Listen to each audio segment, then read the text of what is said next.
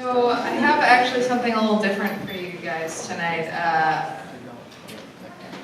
It's kind of part of a fiction piece, but it could be poetry. It's not really finished, so we'll see how it goes. Now, what did I come in here for? She wonders as she paces up and down the CVS makeup aisle. Somewhere in this bejeweled sea of polychrome, there's a perfect product that will have the definitive combination of color, sheen, and simple but clever packaging. Most importantly, though, it will be the lighthouse atop the island of her face, turning from a dark and dangerous coast to a beacon of light, providing safe passage through stormy seas. Even her most jagged cliffs and deepest coves will become a welcome sight, a siren's call to the eyes of sea-weary men. Taking a quick look to make sure the aisle is clear, she uncaps a lipstick from the section of the display case labeled Coral. It's advertised to give a delicate, transparent look, while remaining in place for activities such as eating light salads, drinking lattes, and kissing handsome men on the cheek.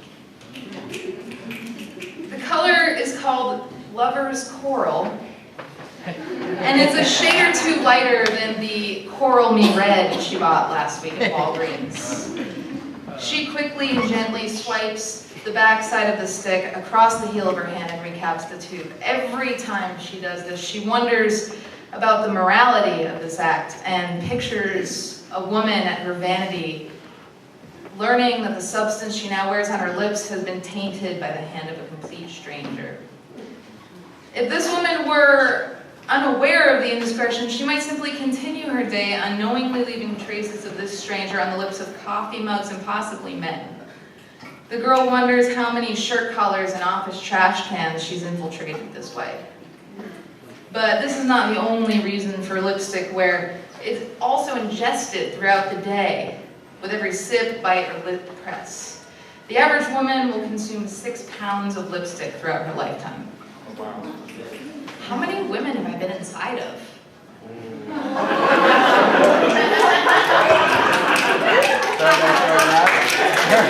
What?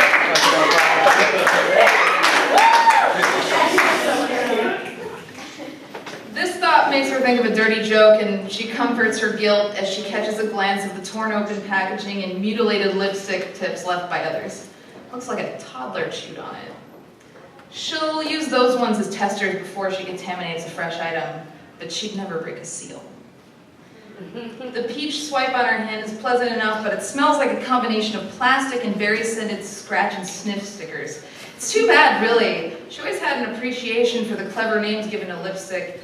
Yeah, the sole purpose is for marketing, but they also tend to imbue the woman wearing them with the qualities of that word printed on the bottom of the tube.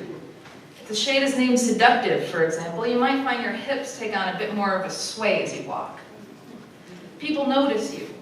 Lover's Coral, though. This one's especially thought-provoking. So it's supposed to look the best when you and your boyfriend are screaming at each other and throwing dishes? She imagines the set of I Love Lucy with Ricky ducking against a wall as porcelain frisbees shatter and cascade into sharp confetti. This thought also amuses her, and she moves on to the next display. Every few weeks or so, there's always experimentation. She will browse the internet for videos of makeup artists, professional, but mostly amateur, recreating classic looks. Audrey Hepburn is a popular muse. She also happens to have been incredibly thin. Most of these makeup looks are based on the very same set of principles employed by any caricature artist: exaggeration. If your eyes are big enough and bright enough, and if your lips look like they could suck the paint off a car, then maybe with the help from some strategic underwear, your waist could look just a little bit smaller, like Audrey.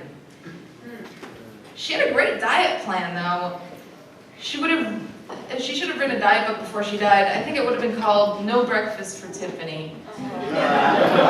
How World War II and my deadbeat Nazi dad helped me lose 10 pounds and stopped me from growing during my adolescence.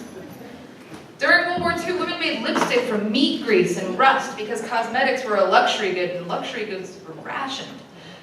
Some women stained their lips with beet juice while others used pulverized cochineal beetles. Sounds almost barbaric until you look at the actual ingredients in modern lipstick. Pig fat, carmine dye, which is a polite term for made from beetles, and iron oxide, also known as rust, just to name a few. Once again, she pictures the stranger woman at a vanity, the theoretical one who unknowingly ingests other people's DNA via her lipstick.